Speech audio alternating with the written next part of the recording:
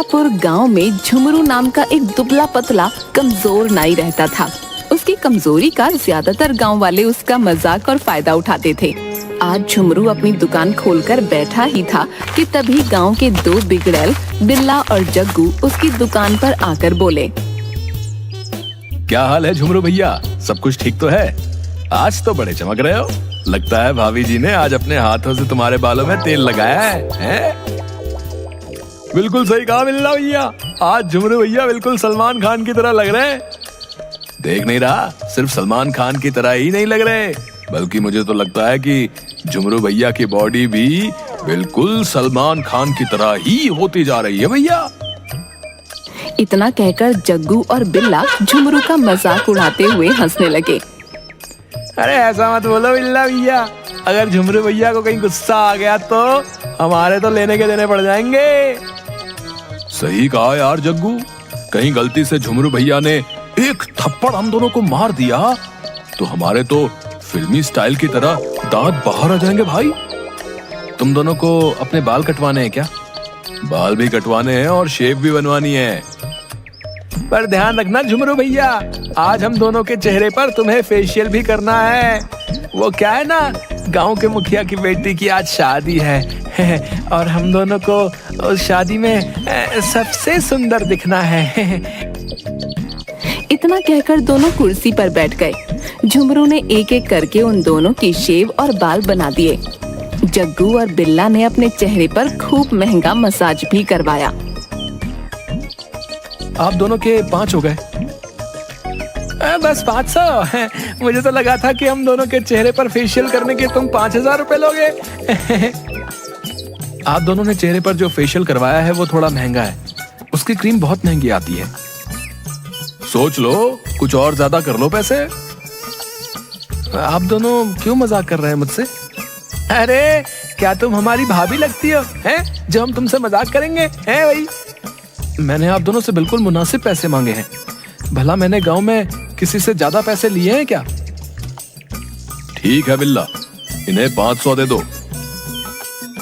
बिल्ला के इतना बोलते ही जग्गू ने झुमरू के 5 थप्पड़ जड़ दिए और बिल्ला ने तो झुमरू के मुंह पर 2 मुक्के मार दिए। बेचारा कमजोर झुमरू जमीन पर गिर गया।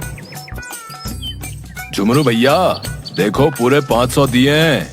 देखो, 5 थप्पड़ मैंने मारे और बिल्ला ने तुम्हारे मुंह पर 2 घूंसे लगाकर 2 शून्य बना दिए। हुए ना पूरे 500। आइंदा से हमसे पैसे मांगे तो तेरी दुकान को तोड़कर यहाँ पर तेरा तंबू बना देंगे। बड़ा आया हमसे पैसे मांगने वाला, 1.5 पसली गई का। इतना कहकर वो दोनों चले गए। झुमरू बेचारा आंखों में आंसू लिए बैठ गया। शाम को झुमरू अपनी दुकान बंद करके घर चला गया।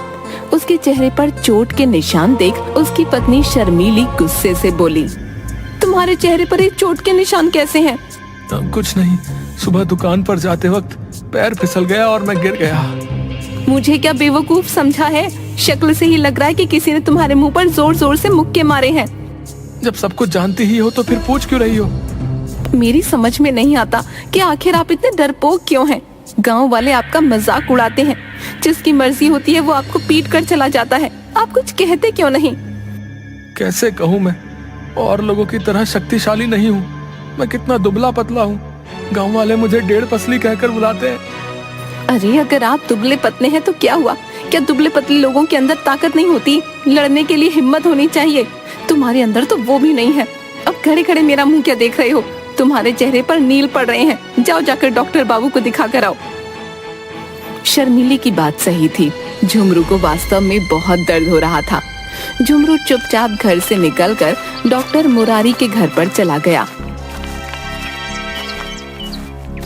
मगर मुरारी के घर जाकर हैरान रह गया।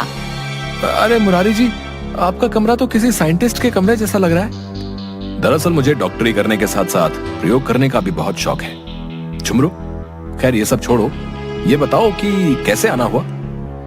मेरे चेहरे पर बहुत दर्द हो रहा है। झुमरू के कहने पर डॉक्टर मुरारी झुमरू के चेहरे को गौर से देखने लगे। लगता है आज तुम्हें फिर से किसी ने पीटा है, और मेरा ख्याल है तुम्हें किसी और ने नहीं बल्कि जग्गू और बिल्ला ने ही पीटा है। आपने बिल्कुल सही पहचाना। एक तो उन लोगों ने मेरे पैसे भी नहीं दिए और ऊपर से मुझे मारा भी अलग से। क्या तुम्हारे पैसे भी नहीं दिए और तुम्हें पीटा अलग से? आखिर तुम इतना डरते क्यों? क्या तुम्हें गुस्सा नहीं आता? बहुत आता है। मन तो कर रहा था कि उन दोनों का मुंह तोड़ दूं, लेकिन मैं जानता हूं कि अगर मैं ऐसा करता तो और ज्यादा मार खाता। वैसे आप ये शीशी में क्या बना रहे थे? उसमें से धुआं निकल रहा था। मैं एक ऐसी दवाई तैयार कर रहा हूं कि जिसे पीकर इंसान इतना शक्तिशाली हो जाएगा कि एक ही मुक्के से वो चट्टान को भी तोड़ देगा। डॉक्टर की बात सुनकर झुमरू हैरत में पड़ गया। अगर ऐसा है डॉक्टर साहब तो वो दवाई आप मुझे पिला दीजिए। पागल हो गए हो क्या? पहले जानवरों के ऊपर प्रयोग किए जाते हैं, इंसानों के ऊपर नहीं। कहीं तुम्हें कुछ हो गया तो मैं जेल चला जाऊंगा। ठीक है डॉक्टर साहब, तो आप एक काम कीजिए, मुझे कुछ दवाई लिख दीजिए ताकि मेरा दर्द कम हो जाए। झुमरू के कहने पर डॉक्टर ने झुमरू को कुछ टैबलेट दे दी। झुमरू को गोली खाकर आराम मिल गया और झुमरू अपने घर चला गया। कुछ दिन ऐसे ही चलता रहा। एक दिन झुमरू अपनी पत्नी के साथ बाजार से लौट रहा था कि तभी जग्गू की बाइक शर्मीली से जा टकराई। शर्मीली, जग्गू और बिल्ला नीचे गिर गए। ये क्या हरकत है बिल्ला भैया? देखकर नहीं चल पाते क्या? तुम्हारी वजह से मेरी पत्नी को चोट लग गई। बिल्ला और जग्गू उठकर खड़े हो गए। क्या बोला डेढ़ पसली नाई है? खुद तो अंधों की तरह चल रहे हो सड़क पे हैं, ऊपर से हमें दोष दे रही है। लगता है ये उस दिन के 500 रुपए भूल गया। इसे फिर से 500 रुपए देने होंगे। इतना बोलकर दोनों ने झुमरू को पकड़ लिया। ऐसा मत करो, मेरी पत्नी के सामने मुझे मारोगे तो मेरी बेइज्जती हो जाएगी। शर्मीली दर्द से कराहते हुए बोली, छोड़ दो मेरे पति को। एक तो अंधाधुंध फुल रफ्तार से अंधे होकर बाइक चलाते हो। तुम्हारी बाइक मेरी कमर से टकराई है। माफी मांगने की बजाय ऊपर से अकड़ रहे हो। मैं तुम दोनों की शिकायत मुखिया से करूंगी। शौक से कर दो, मुखिया हमारा क्या बिगाड़ लेगा है? वो तो खुद हमारे पिता से उधार पैसे मांगने आता है। मत बोलो, मेरे पिता और बिल्ला के चाचा इस गांव के जमींदार हैं। वैसे भाभी, तुम्हारी कमर इतनी नाजुक है तो हम क्या करें? अरे शर्मीली भाभी, इस डेढ़ पसली में क्या रखा है? हम दोनों से दोस्ती कर लो, तुम्हें रानी बनाकर रखेंगे, रानी। ये क्या बकवास कर रहे हो तुम दोनों? तुम्हें शर्म नहीं आती? मेरे ही सामने मेरी पत्नी को छेड़ रहे हो। हाँ छेड़ रहे हैं, तो तू क्या कर लेगा बे? हैं? ओ यार, क्यों इस डेढ़ पसली से खामखा बात करके अपना वक्त बर्बाद कर रहा है? ओए जड़ दे 2-3 गाल पर। बिल्ला के कहने पर जग्गू ने 2-3 थप्पड़ झुमरू के गाल पर जड़ दिए और वो दोनों झुमरू का मजाक उड़ाते हुए वहाँ से चले गए। जब तुम मेरी सड़क पर इन लड़कों से मेरी रक्षा नहीं कर सकते तो फिर तुम्हारे पति होने का क्या फायदा? डूब मरो चुल्लू भर पानी में। इतना कहकर शर्मीली गुस्से से वहाँ से चली गई। झुमरू रात तक वहाँ गुस्से की हालत में खड़ा रहा। रात को झुमरू अपने घर की ओर जाने लगा, तभी उसकी नजर डॉक्टर मुरारी के घर पर पड़ी। झुमरू तुरंत मुरारी के घर के अंदर चला गया और झुमरू वही ताकत की दवाई उठाकर घर चला आया। अगली सुबह वो बगैर कुछ खाए पिए घर से बाहर आकर उस शीशी को जेब से निकालते हुए गुस्से में अपने आप से बोला, बिल्ला और जग्गू ने मेरा जीना हराम कर रखा है। कल तो इन दोनों ने हद कर दी, मेरी पत्नी के सामने मुझे बेइज्जत कर दिया। मैं उन दोनों को नहीं छोड़ूंगा, और उन दोनों को ही क्यों, पूरा गांव मेरा मजाक उड़ाता है। मैं सबको सबक सिखाऊंगा। इतना बोलकर जग्गू वो पूरी शीशी पीने ही वाला था कि तभी वो खुद से बड़बड़ाते हुए बोला, नहीं, ये मैं क्या कर रहा हूँ? डॉक्टर मुरारी ने कहा था कि इसका प्रयोग सबसे पहले जानवरों में किया जाएगा, लेकिन मेरी जिंदगी भी तो किसी जानवर से कम है क्या? जब भी किसी का दिल चाहता है तो जानवरों की तरह मुझे पीट कर चला जाता है।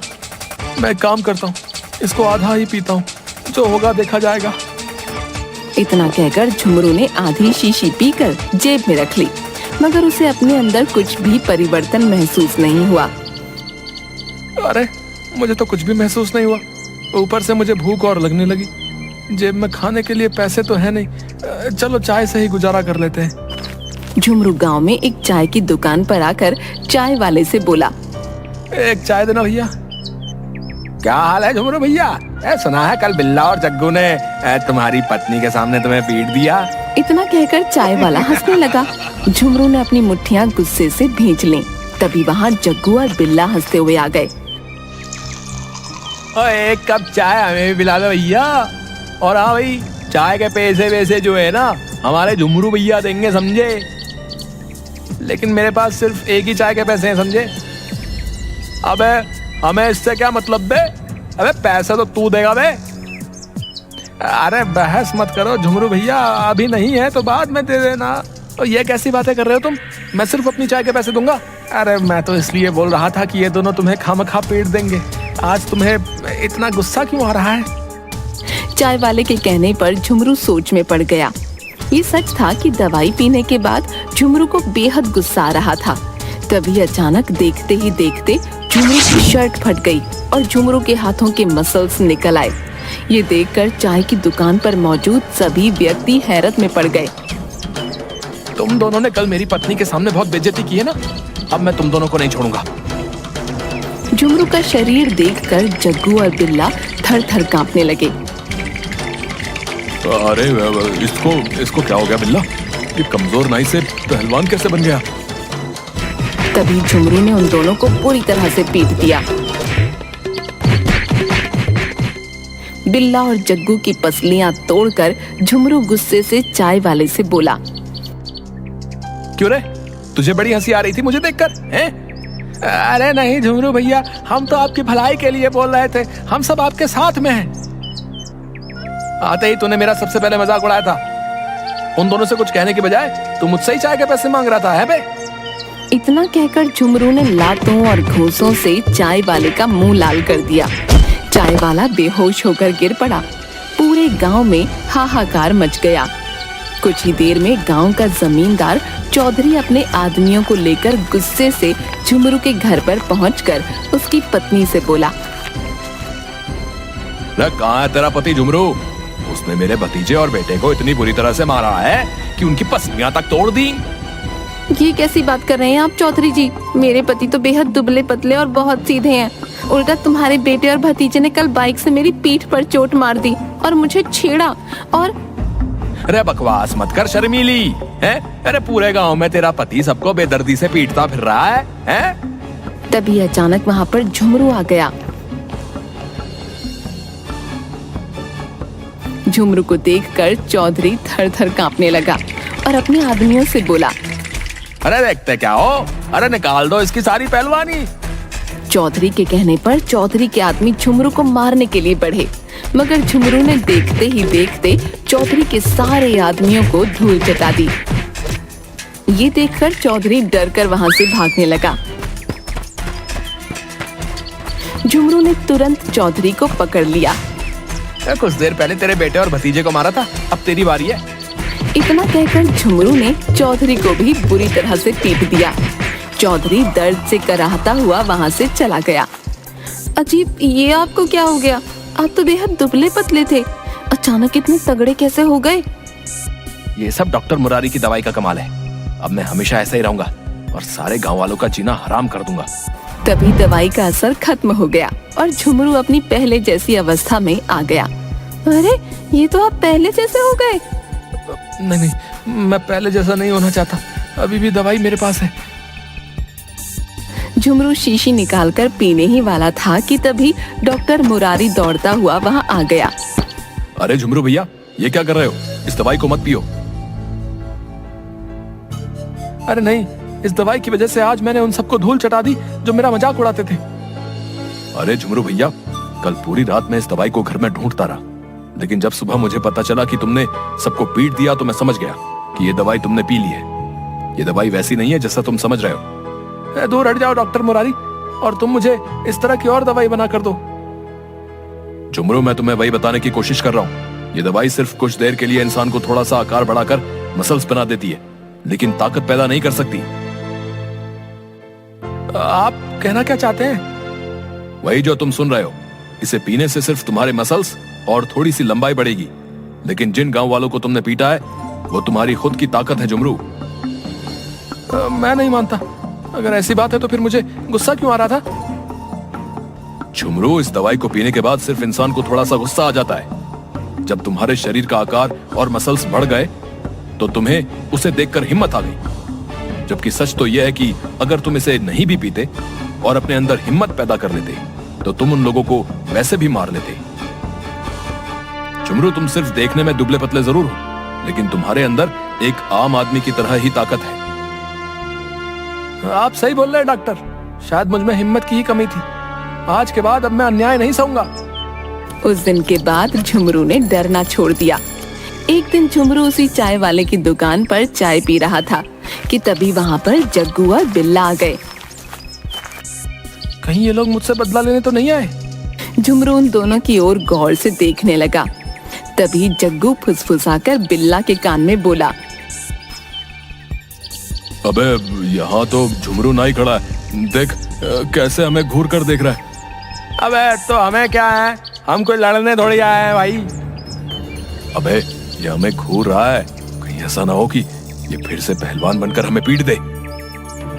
तू सही कह रहा है यार, चल निकल लेते हैं यहाँ से चुपचाप, कहीं ऐसा ना हो कि ये हमें फिर से पीट दे। जग्गू और बिल्ला बड़ी फुर्ती से दुम दबाकर भाग गए। झुमरू के होठों पर मुस्कुराहट आ गई। इसके बाद झुमरू अपनी पत्नी के साथ खुशी खुशी रहने लगा।